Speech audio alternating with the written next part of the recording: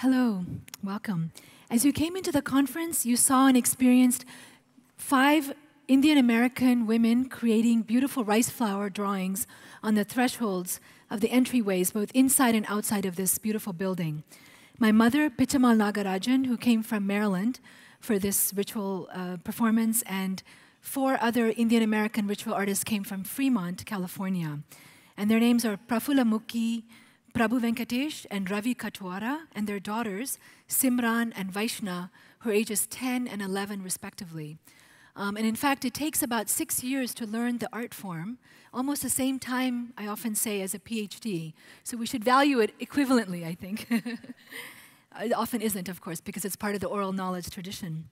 These kinds of ritual drawings are performed all over India for festivals and are called by many names, depending on the region and language. They're called Rangoli, Mandana, Alpana, Mugu. In the Tamil language from southern India, which is where I'm originally from, they're called Kolam, and it means beauty.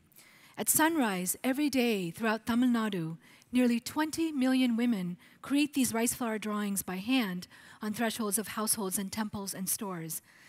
Tamil women taught me that the kolam enacts the first ritual duty of a Hindu householder, that it should feed 1,000 souls, whether strangers or familiar ones, whether animal or human.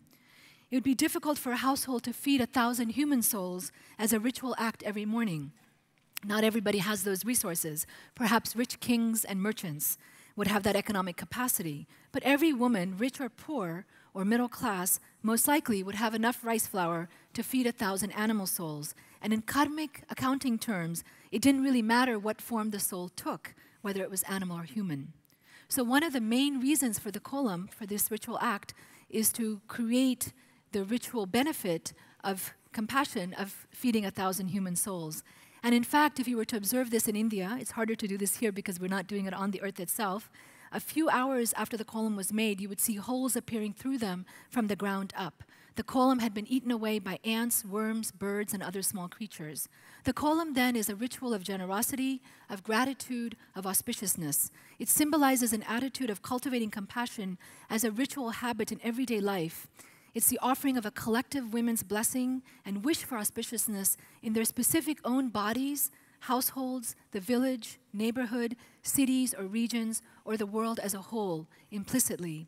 Sarva Mangalam, or auspiciousness for all. We're often from an airplane culture where we expect our lives and our minds to go at a certain fast speed in order to be satisfying to us. But the kolam is from a different speed of life, a slow time, a walking and bullock cart culture. Compassion by necessity, I believe, requires less speed in our movements. And I'd like to end with just a few slides of the kolam. So.